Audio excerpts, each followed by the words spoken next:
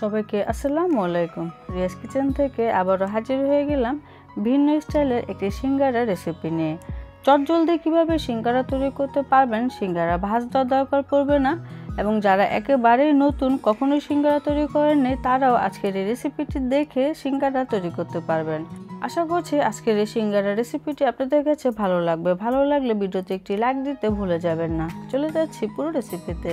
আজকে সিঙ্গারার খামির তৈরি করার জন্য আমি এখানে 2 কাপ পরিমাণে ময়দা নিয়ে নিলাম, তবে আপনারা চাইলে আটাও ব্যবহার করতে পারবেন। এখানে আমি হাফ চা চামচের থেকে একটু বেশি লবণ দিয়ে দিলাম, স্বাদ অনুযায়ী লবণটা দিতে হবে, এবং 1 চা চামচ দিয়ে দিলাম কালো জিরা। এই শুকনো উপকরণগুলো দিয়ে খুব ভালো করে মিশিয়ে নিচ্ছি। তারপরে এখানে দিয়ে দিতে হবে 1/4 কাপ পরিমাণে সয়াবিন তেল। তেলটা কিন্তু এর থেকে কোনোভাবে কম দেওয়া যাবে না বা বেশিও দেওয়া দরকার নেই।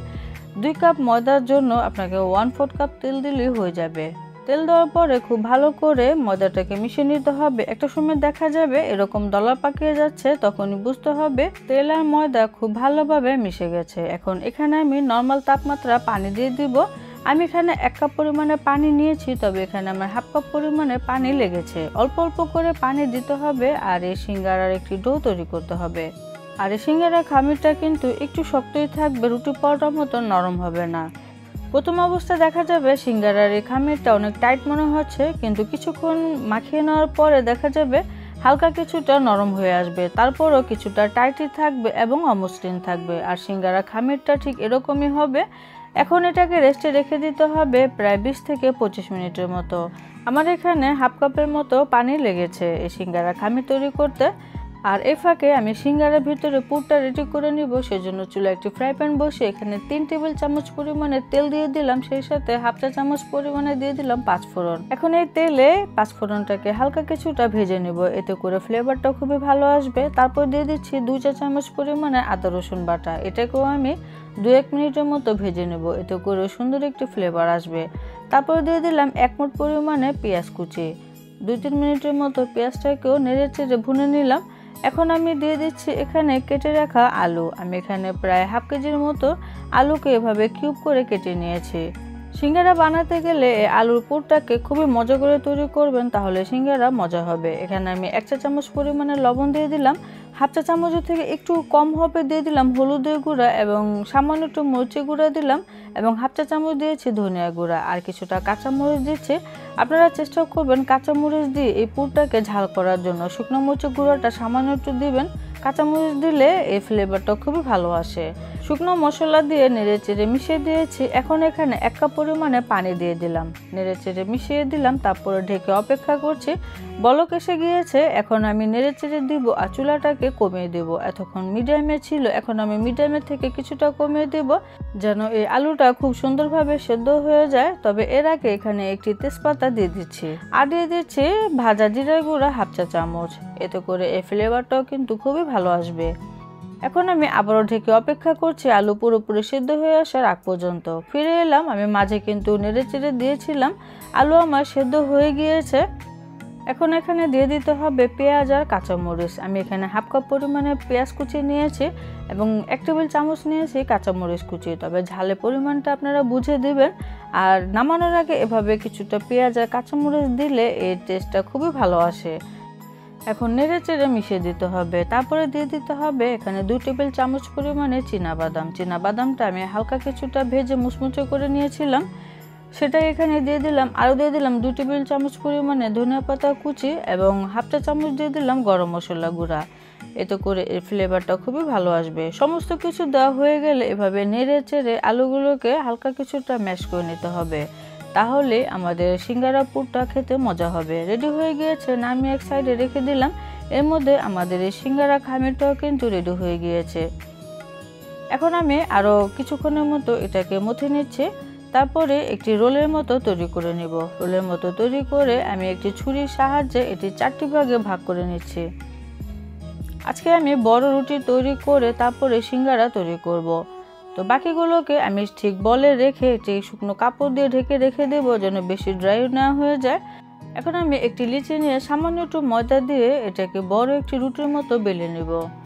সিঙ্গারা তৈরি করার জন্য রুটিটাকে বেশি পাতলা করা যায় না, সামান্য কিছুটা ভারী হবে। আপনারা দেখে নিশ্চয়ই বুঝতে পারছেন। আমি এখন একটি কাটার দিয়ে এভাবে করে কেটে নিচ্ছি। আপনারা দেখলেই আসলে বুঝতে পারবেন আমি কিভাবে কেটে নিচ্ছি। আপনারা ছুরি দিয়ে কেটে নিতে পারেন। এভাবে করে আপনি একটি রুটি দিয়ে যদি সিঙ্গারা তৈরি করেন তাহলে খুবই দ্রুত অনেকগুলো সিঙ্গারা একসাথে তৈরি করা যায়। এখন আমি আলুর পুর দিয়ে দিচ্ছি। সিঙ্গারার ভিতরে আলুর পুর পরিমাণ মতোই দিতে হবে, বেশি দিলে সিঙ্গারা ভাঁজ দেওয়া যাবে না। এখানে আমি সামান্য একটু পানি নিয়ে নিলাম সিঙ্গারাগুলোকে সিল করার জন্য। তারপরে এভাবে করে আমি চারো সাইডে একটু পানি লাগিয়ে নিচ্ছি। এবার আমি সিঙ্গারাটা কিভাবে ভাঁজ দিচ্ছি এটা দেখার পালা। আপনারা ভিডিওটা দেখেই বোঝার চেষ্টা করুন আমি কিভাবে সিঙ্গারা ভাঁজটা দিচ্ছি। চারো সাইডটা এভাবে করে একটুখানি চেপে চেপে আটকে দিতে হবে যেন ভাজার সময় এটা খুলে না যায়। একটি সিঙ্গারা কিন্তু আমার রেডি হয়ে গিয়েছে এবং এই সিঙ্গারাগুলো কিন্তু দাঁড়াতেও পারে। আপনারা দেখে নিশ্চয়ই বুঝতে পারছেন। আমি আরও একটি সিঙ্গারা ভাঁজ দিয়ে আপনাদের সাথে দেখিয়ে দিচ্ছি। পানিটা অবশ্যই চারো সাইডে দিয়ে দিতে হবে, তারপরে এভাবে সিল করে দিতে হবে, একটু চেপে চেপে দিতে হবে। এভাবে করে আমি সমস্ত সিঙ্গারাগুলো খুবই কম সময়ে বানিয়ে নেব। আমি সমস্ত সিঙ্গারাগুলো কিন্তু বানিয়ে নিয়েছি। আপনারা চাইলে এগুলি ফ্রোজেন করতে পারেন। আমার এখানে 2 কাপ ময়দা দিয়েও কিন্তু অনেকগুলো সিঙ্গারা হয়েছে। আপনারা দেখে নিশ্চয়ই বুঝতে পারছেন এবং দেখতেও মন্দ হয়নি।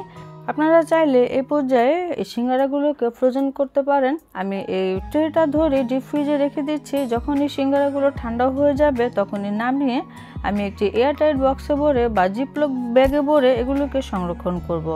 আপনাদের যেভাবে সুবিধা মনে হয় সেভাবে এই সিঙ্গারাগুলোকে সংরক্ষণ করতে পারেন। আমি তো একটি জিপলক ব্যাগে ভরে এগুলোকে ডিপ ফ্রিজে সংরক্ষণ করব। ভাজার আগে নামিয়ে নিলে হয়ে যাবে। এখন আমি কিছু পরিমাণে সিঙ্গারা আপনাদের সাথে ভেজে শেয়ার করছি। এখান থেকে আমি কিছু সিঙ্গারা এখন ভাজবো। চুলায় আমি বেশ পরিমাণে তেল গরম হতে দিয়েছি। সিঙ্গারা ভাজার জন্য কিন্তু অতিরিক্ত গরম তেলের প্রয়োজন হয় না। তেলটা হালকা গরম হলে সিঙ্গারাগুলোকে দিয়ে দিতে হয়। সিঙ্গারা ভাজার সময় বেশি গরম তেলে সিঙ্গারা দিলে দেখা যায় সিঙ্গারা গায়ে ঘামাচির মতো উঠে যায়, যেটা দেখতে সুন্দর লাগে না। তাই অবশ্যই চেষ্টা করতে হবে তেলটা যখন হালকা গরম থাকবে তখনই সিঙ্গারাগুলোকে ছেড়ে দেওয়ার। তাহলে তেলটা আস্তে আস্তে গরম হবে, সেই সাথে সিঙ্গারাগুলো ভাজা হবে। চুলার জালটা থাকবে মিডিয়ামের থেকে কিছুটা কমে। তারপরে এভাবে একটু নেড়ে চেড়ে দিতে হবে। আর এরকম একটি সুন্দর হালকা কালার আসার আগ পর্যন্ত ভেজে নিতে হবে, কারণ সিঙ্গারা কিন্তু বেশি একটা কালার হয় না, হালকা কালারটাই সুন্দর লাগে। এখন আমি সিঙ্গারাগুলোকে তেল ঝরিয়ে উঠিয়ে নিচ্ছি। তো বাকি সিঙ্গারাগুলোকে আমি ঠিক একইভাবে ভেজে নেব, তবে তেলের তাপমাত্রাটা কিছুটা কমিয়ে তারপরে বাকি সিঙ্গারাগুলোকে ভেজে নিতে হবে। সবগুলো সিঙ্গারা আমি ঠিক একইভাবে ভেজে নিয়েছি। এখন একটু পরিবেশন করে দেখাচ্ছে। আমার সিঙ্গারাগুলো কিন্তু খুবই মুচমুচে হয়েছে এবং খেতেও অসম্ভব মজার হয়েছে। পুরটা বিশেষ করে খুবই মজার হয়েছিল। আপনারা ঠিক একইভাবে তৈরি করবেন। আমি আশা করছি আপনাদের কাছে ভীষণ ভালো লাগবে। একটি সিঙ্গারা ভেঙে আপনাদের সাথে শেয়ার করছি আমার সিঙ্গারাগুলো কেমন হয়েছে। দেখে নিশ্চয়ই বুঝতে পারছেন সিঙ্গারাগুলো দেখতে কতটা লোভনীয় হয়েছে এবং খেতেও কিন্তু আসলে অনেক মজার হয়েছিল। আমি আশা করছি আপনারাও যদি এভাবে ফলো করে তৈরি করেন তাহলে আপনাদের সিঙ্গারাগুলো খেতেও মজার হবে, আবার দেখতেও ভালো হবে। খুবই কম সময়ে কিন্তু বেশ পরিমাণে সিঙ্গারা তৈরি করতে পারবেন এই টেকনিকটা ফলো করলে। সবাই ভালো থাকবেন। খোদা হাফেজ।